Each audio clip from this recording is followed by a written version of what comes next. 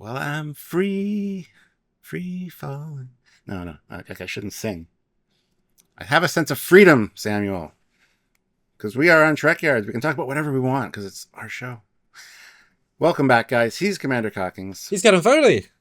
And today we're talking about the Freedom class version of the Cerritos, the single nacelle design. The Fritos? Ah, the Frito-Lay. Yes. I mean, this episode is absolutely lousy with things. Some of our breakdowns have seen take a second. I know Birth is on, or the Birth prize, Birth Cerritos was on for a second. This one was one of the more highlighted ones. It was the official alternate universe single nacelle Cerritos with a classic joke about how you can do that with one warp nacelle. And Tendi, being medical science, threw in, of course you can. I love that because, yeah, the argument's been made, you need, the pairs rule for nacelles. And we've talked about that many times over the years. And I love that she's like, actually, you can. And it's like, yeah. But that also implies that in their universe, they haven't had single nacelled starships. Or it implies that Freeman doesn't remember any. Because there obviously were some. There was a Freedom class in the Battle of Wolf 359. Which she was alive for. Yeah, so it's just a weird thing to do, but I think they brought it up on purpose because a lot of people would make that argument and might not know about that. Anyway, It's fine. Well, there are so few one nacelle ships in Star Trek, but they've existed for a very, very long time conceptually, with kit bash, and we'll look at some later. And the last 5 years has been quite a lot have appeared, which is tremendous. But I know you're a big fan of this style, so how do you feel when Zap, and the first alternate version is a Saladin style, which is how I thought of it, but then say Freedom, Saladin-esque style version. How did you feel as a big fan of this design? Well, I'm not a fan of this design necessarily. Just the concept. There was a single nacelle and a different variation of the Cerritos was kind of cool. Yes, we do see it gets changed into different ships, but this is the Cerritos ship different. I mean, we got the Sovereign one as well, which also was a lot of differences. I was happy to see a single nacelled ship be so represented and actually go through a few iterations. So you know that in a few quantum realities, this is what the Cerritos actually was, because there's definitely some. It gets zapped a few times and stays single nacelle for a while. Plus, we got an MSD of the Freedom class as well. You can see. Oh, we do. We'll get to that in a sec. We got a lot of MSDs. It's like we do. Here, Trekyards, which was great. When I saw the scene, I envisioned. Okay, so there's two ways of approaching this sort of scene. There's the low budget, effective way, or there's the true to concept way. As in, I thought we were going to have the ship turn to other versions of the concept art of the ship before it was picked the final, because there's been some revealed. It had a lot of variants that were pretty different, and they would have old full 3D builds and shown the unused concepts. Would have been incredible. This is far more old school Trek, Franz Joseph and the fandom way, where they just rearrange pieces to change the vibe as much as possible, but with almost no effort. This is a almost no effort kit bash, but it feels so different that it therefore is a success, right? Because it is so different for an hour's work, 2 hours work. That's it, right? If you've got the pieces and load into modeler. But it's a wonderful version, and we know it's not Canonical universe. There's no variant in the California with this. Otherwise, they would not be surprised. This is not a thing in the Prime timeline. There is no single nacelle Cali saucer, right? We know that. But it looks pretty darn cool.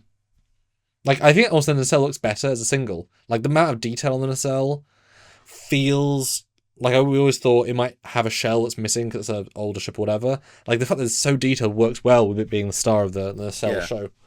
And also that double connection point instead of a single, I think really kind of adds to it as well. I love that it comes down and does that. And then the addition of that engineering hull on the bottom of the saucer. It's nicely crafted. Yeah. Again, an hour's work, right? But let's go to this next review, because they do sing and then we can see it. A little bit ungainly from the side, MSD. It does kind of feel a bit more shoved together. But that's because it's shoved together, right? I mean, it's not, that's it what it is. But it does really work. It does. And the image at the top doesn't really match the MSD strut. But again, like I said, it gets hit a few times in this form, so the struts could change between each iteration. I mean, this is definitely the first version, but, graphics, right? They don't always match. No, I think the design's great. I wish that the struts didn't have the cutouts in them, and they were a little bit more one shape as opposed to trying to do whatever it's doing. I like simple's sometimes better, but I honestly really like the look of this, and I'm so glad we got to see the MSD quite as much as we did. Honestly, didn't expect that at all. And yes, thank you, Mike McMahon. And I love this point out too. This is another quantum reality where the Cerritos is a freedom class. It's like, how did you know that? I guess because you pulled up the schematics and threw them on the screen. Yeah, I mean, there's probably, there's a transponder for every starship, and if you're all Federation, you can... Yeah, probably. And also, they are on the ships. They have access to the files, of course. But it does just work. I mean, obviously, I think if you're doing it for realsies, you would make it not an identical, say, secondary hull would be a little bit different. Like, you've lost the shuttle bay, etc. You've now lost a lot of the function that this design had given you because you've combined it in a way that was not designed. But yeah, it does work rather well. Next to there was the second California variant, which I was once the first one changed, I was excited for the concept of more changes, and the second thing we got was just the same thing but now gold. Very big disappointment for me, I'll be honest, because it was zero effort, but It was a little bit of a disappointment for me as well, but I also appreciate that in multiple alternate realities, there is this version of the Cerritos. I thought that was quite interesting. I just wish it would have changed something else and then gone back to this, but a different color. Might have been interesting. And it's funny because all they had to do was just make the nacelle on top. Yes, well, exactly. Yeah, would have been the literal, or just do two. There were versions of two, and that would actually look really cool as well. So it was kind of I don't know what they were going for. The only thing I can guess is that in the first version of this new Cerritos, it was a ship. In this version, it was a double engineer ship because look at all the gold.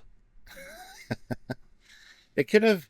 I'm also thinking now that we're talking, this could have been one of the almost used versions for the Cerritos from the beginning. Maybe this is one of the concepts they almost got to final approval and then they changed their mind. So they had a personal love of it, so they did it twice. Yeah, that's why they had a few iterations of it, maybe.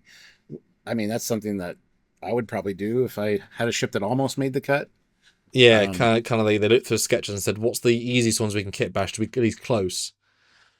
And they've made the escape pods gold as well for some reason. I did notice that in the episode as well. It's just a lot more gold. And it's funny because they look at their back catalogue of things they've utilised. They've utilised Intrepid class, Excelsior, Obina. They have a dozen nacelle variants. They could have swapped the nacelle. That would have been all they needed. So we see that with the Sovereign in a little bit. But it would have been nice to have. Imagine having a tiny Intrepid nacelle. But it would have been zero effort, really. I kind of like that they kept the same kind of style in nacelle for all these Cali class or the Cerritos. You know what I mean? If you're going a bit more different, this was a zero effort kind of change. But the side view MSD was amazing. They committed to this bit, and it was definitely one of the funnest to see.